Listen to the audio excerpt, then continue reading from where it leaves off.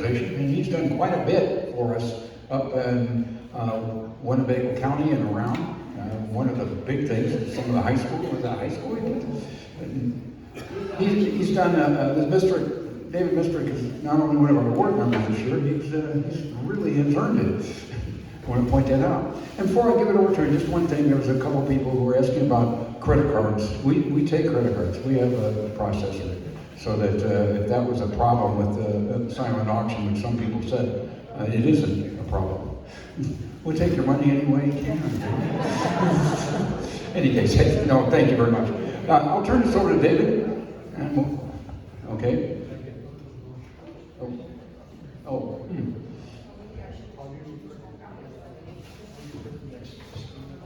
me get the space bar. Oh, well, I hit it 2 times.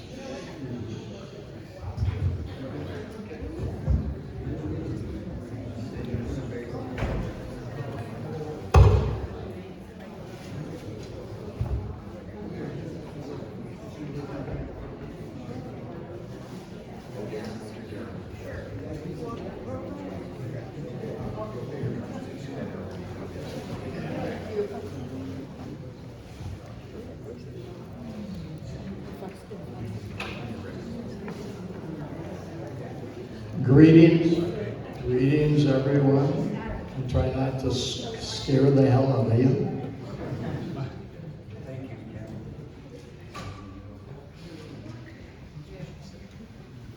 you.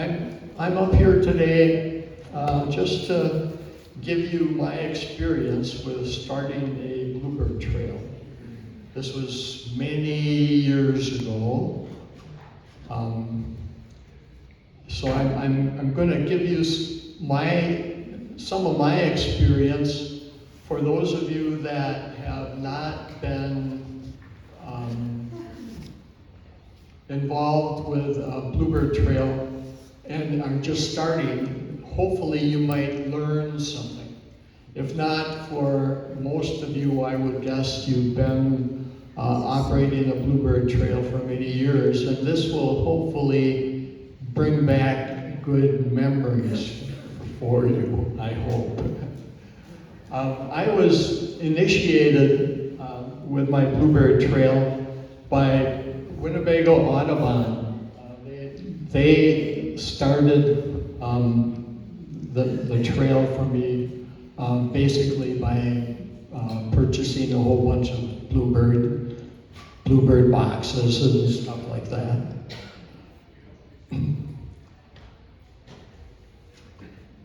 And as I mentioned, Janet Wissing has been our president of Winnebago Audubon, and she's been with us for all those years and promoting us and keeping us going. This is basically what got me interested, and what got me interested in Bluebirds is basically this. You look at something of the beauty that is around us, and that's it. That's where I started.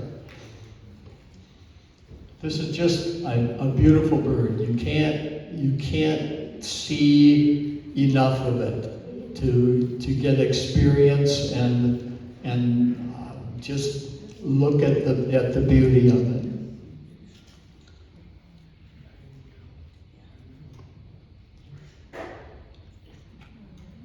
Male and female, again, that's how I started, and for those of you that are just beginning, hopefully you'll take this and take it to heart and continue.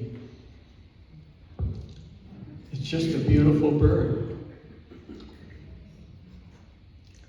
And you thought maybe I took some of those slides. I didn't.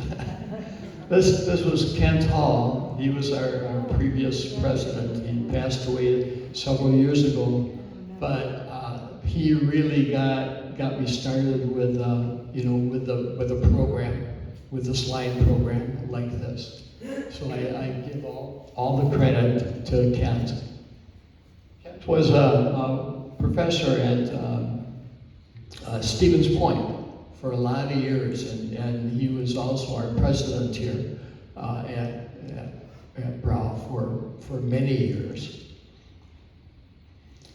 So in order to get started with my trail, I just went to guidelines, again, that were available through BRAW. I joined the Bluebird Association, joined BRAW, and just used the guidelines that were available at that time. And as time went on, we just continued to build on that and correct it and make it available as much as possible.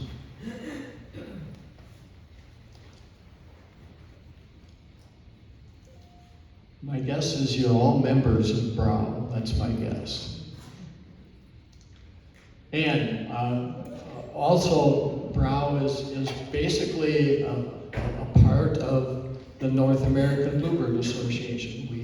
We are, I don't want to say we're a member, but we follow the national part of it. Especially, and I'll talk about the Bluebird box design.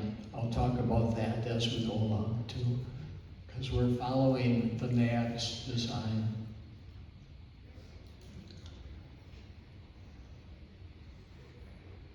A Bluebird trail is basically dependent on what's available.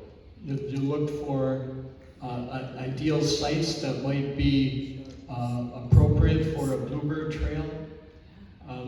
It's talking about trees and open spaces. It talks about possibility of using cemeteries, parks, roadsides, railroad tracks, all kinds of opportunities to start a trail.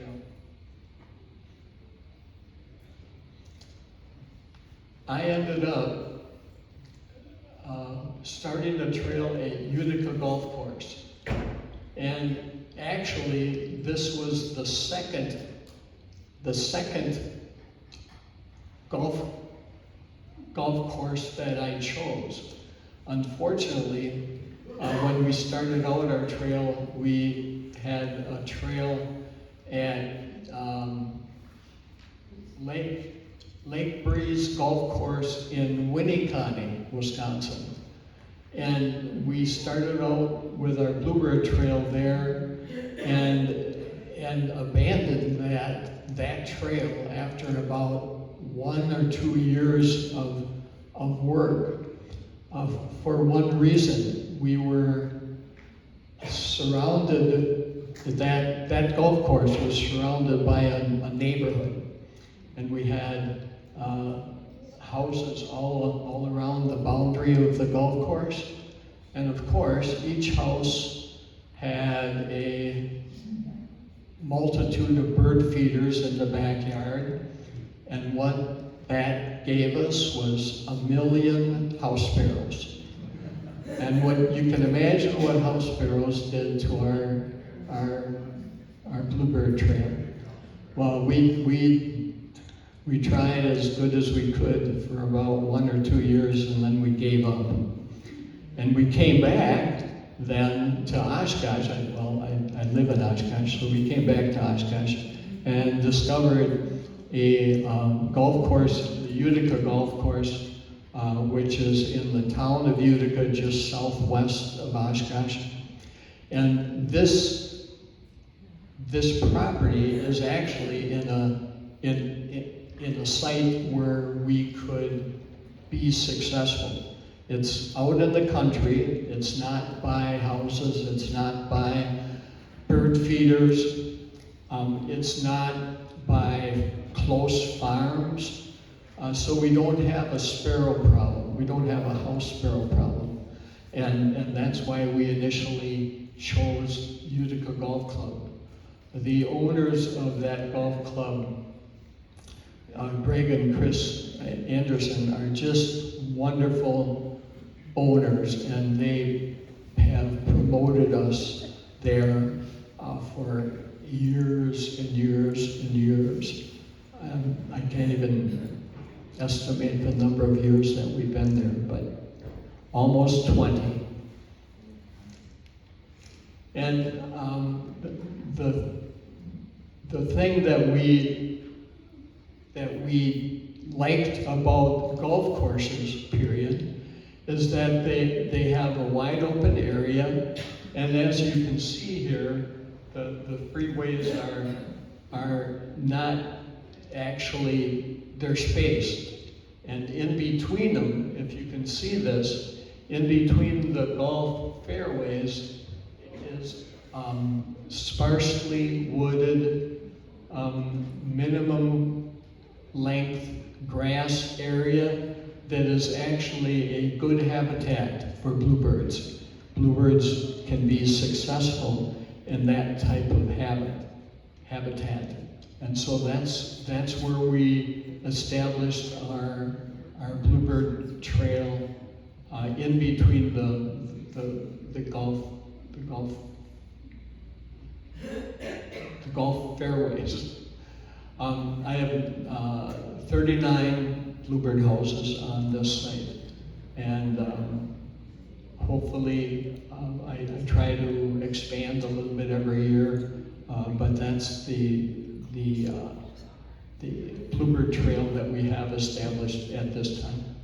So what's your success rate then? Is it incredibly high? I'm sorry, I didn't The hear. success rate of your nest there at Utica, how's that been? Your ratio. Your success rate of the Bluebird houses at Utica, how has that been? Oh, you mean how did we space them? No, the success Birds rate. to house. How many birds did you collect from each house? That ratio.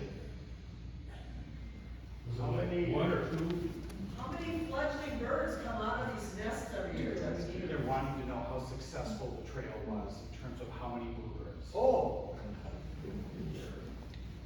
That the success of the trail again ends every year, and I'll give you the success of this year at the end of the slide. We were pretty successful and happy as every year, but I'll go through the mechanism of how we started so that we can give you the final success for this particular site. Again, and as we're looking for where to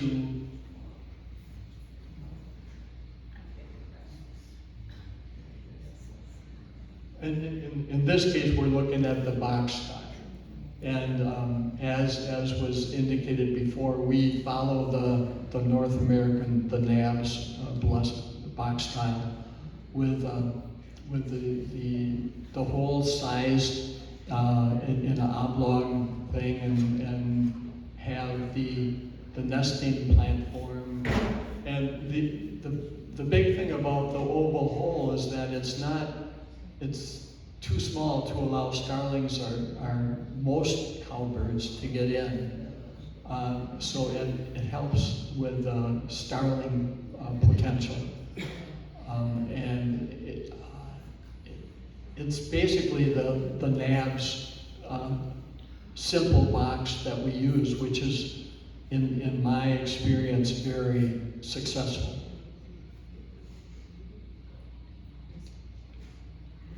This looks at an early view of some of the houses. Most of our houses these days are not on fence posts like this, but they're using the 3/4 inch conduit, steel conduit as a pole, which is a lot better than just a fence post, in that it's a little bit more difficult for a raccoon to get up into that type of a box. Where and how to space the box depends on a lot of things.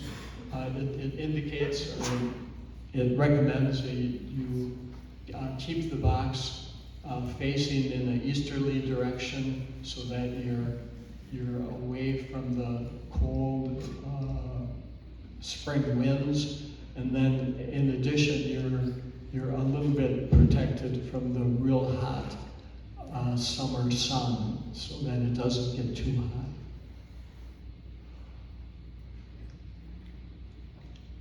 We're always careful about predators.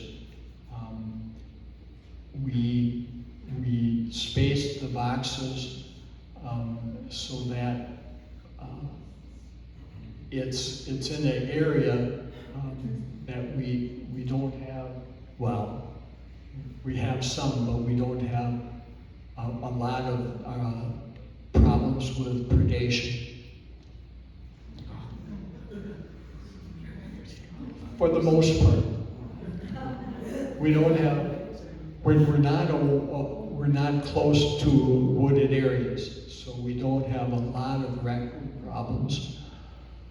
But we try as good as we can to stay away from raccoons. And also, we're not in a residential area, so we don't have the second major problem, and that's with house cats. We're in an area which is a rural area, so we don't have a lot of cat problems. Avian predators are a main concern, and we're always working with that to try to minimize that. Again, we chose a golf course which is not in an urban area. So we don't have house sparrows around. We're not real close to neighboring farms, so we don't have the house sparrows that are found around farms. And we're not surrounded by a residential area with bird feeders all over the place. So we don't have a lot of problems with house sparrows. I think that's the main benefit of the location for our Bluebird Trail. And again, hopefully, you all don't have a lot of experience with the house sparrows, but they are deadly. They will kill adult and young bluebirds to take over the nest. The best way, as was mentioned earlier, the best way to try to control house sparrows is by using a banner trap.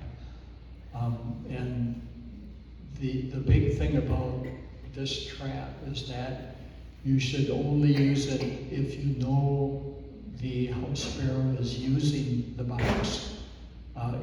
If a sparrow is taking over the box and building a nest, then you can put in a banner trap. But if you don't be very careful, you end up trapping a bluebird instead, which is not the chance that you want to take.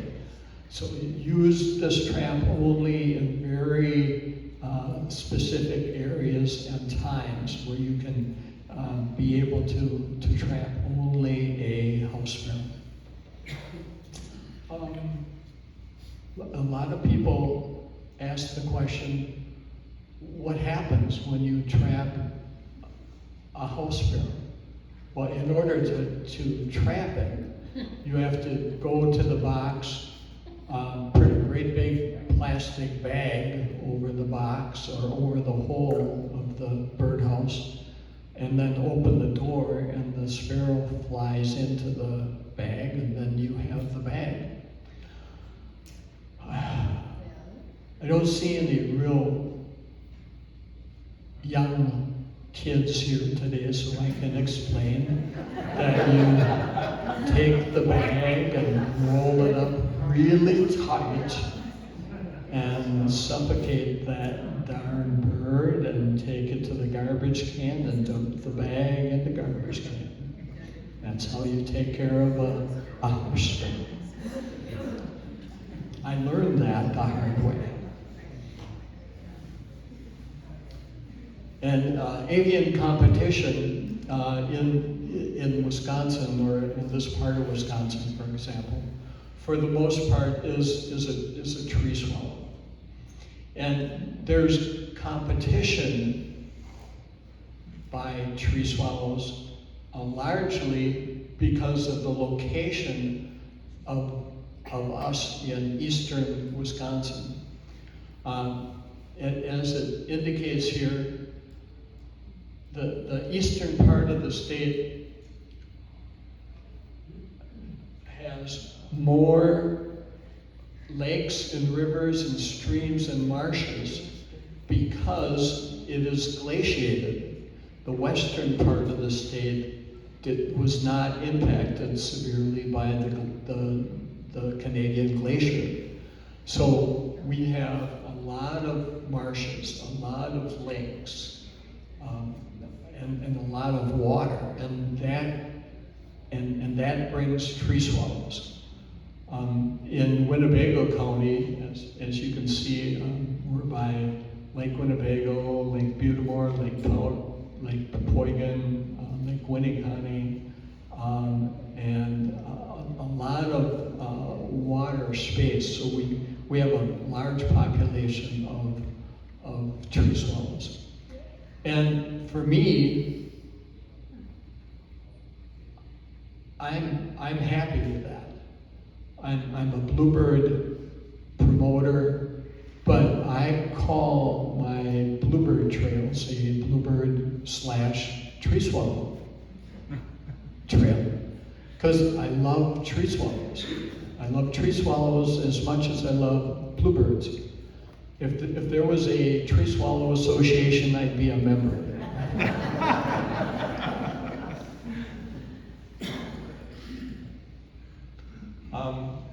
As we indicated before, we try and space our boxes at least 100 yards apart because a bluebird pair will require at least 1 acre of a territory to be able to find enough food for the young in that box.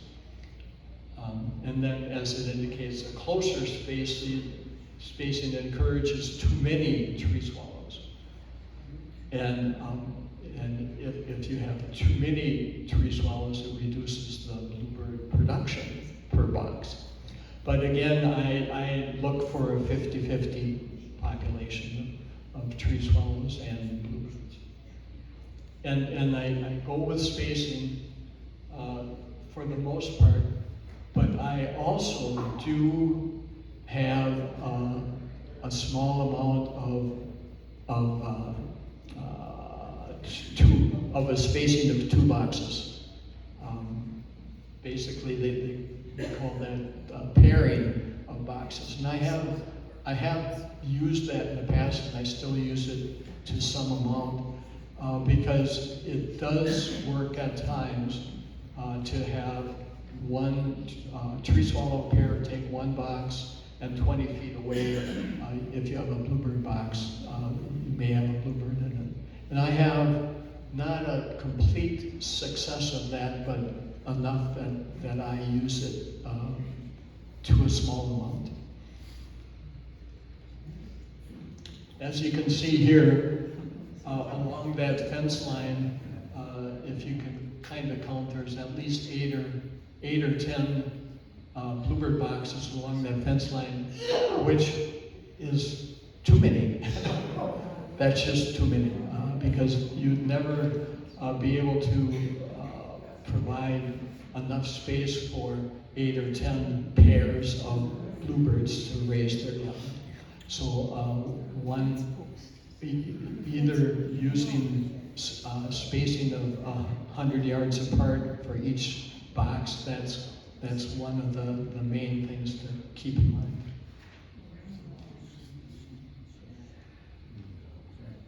So, how did we start our trail at Utica Golf Course? Unfortunately, when I started this trail, again, this was years ago, we had a request from Winnebago Audubon to give a slide talk of how we started this trail. And unfortunately, this was in the early spring, and as you can see, there's snow on the ground. So we have to start trying to get our trail started with at least a couple houses in this kind of conditions.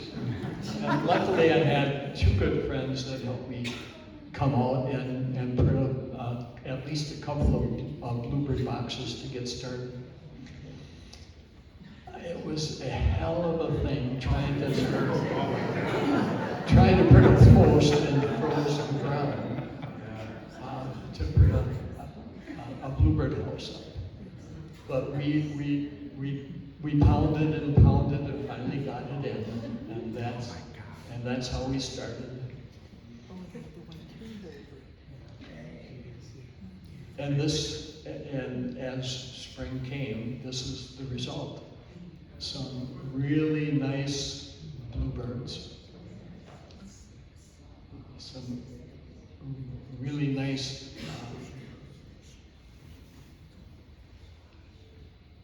getting to know how to get along and to promote Bluebird houses in the golf course.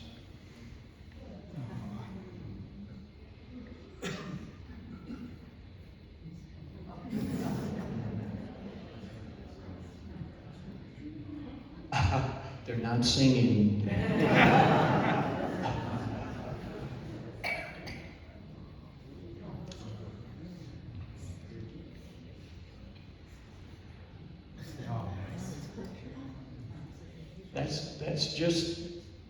That's a part of getting to know bluebirds and getting to appreciate them and love them.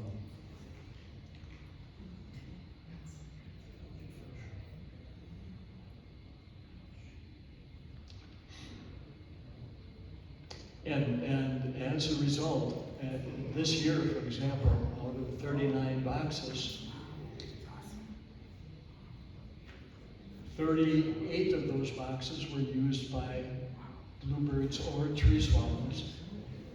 And the bluebirds fledged 93 young during this year, and the tree swallows fledged 99 young. So I'm happy with producing 192 birds in the 39 boxes. And that's the end.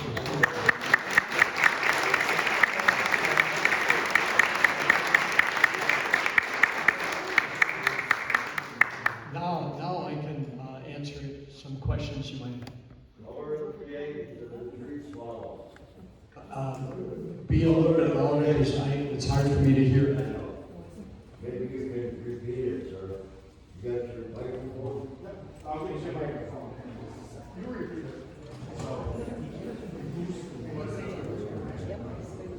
Color of the eggs of the tree swallow. Tree swallow has a white egg, not a blue egg, but a white egg. Very pretty little white egg. Thank you. Yes. I'm wondering if you can use a shepherd's hook in a cemetery because it's more aesthetically pleasing. If you can use that as a base for your birdhouse. A shepherd's hook. Oh, a shepherd hook. I would guess, yes, you certainly could use that. The difficulty would be, again, getting that shepherd hook in the ground enough so it's stable. Okay. The way we put the conduit rods in the house is by just using a fence post to pound it. But a shepherd hook certainly would work if you can get it in the ground. Okay. Yes, ma'am. If you go to Bluebirds, they have a post now that has an outer screw on the bottom, and you can just, put a plier Sure. And what is it called? Oh, okay, that's a good. If you didn't hear that, this post is sold by Bluebirds in Unlimited. That's something to look at. I haven't seen something like that. Yes, sir. How many times a week did you monitor your trail? It's recommended that anyone who has a Bluebird trail should monitor that trail once a month, actually, once a week. So you can keep a weekly advance of what's happening and correct any problems that you might have with other birds or stuff like that. Matt? Do you close your boxes at the end of the season? Yes, absolutely. Actually, that brings up a question I have, and that is, when is a good time to close a Bluebird box for the winter? The reason you close, no, actually, opposite. The reason you open it is to prevent mice from getting in and filling up the box with a mouse nest. The question I have that some of you might have an idea on is today, for example, too early to go around, or do we wait for another couple of weeks or another month? Anyone have an idea on when we should open the Bluebird boxes? I guess it's a little early, but I guess.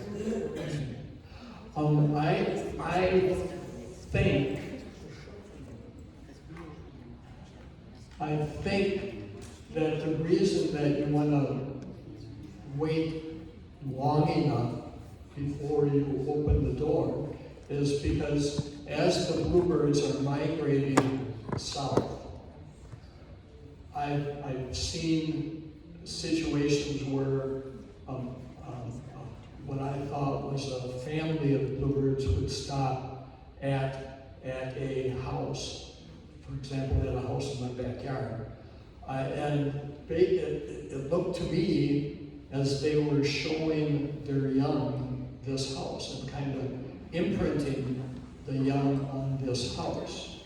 I'm not sure how accurate I am in saying that, but I think that happens. So I want to keep the doors closed so that migration is over with.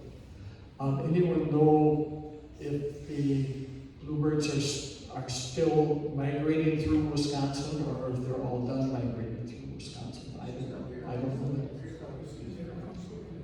They're still here.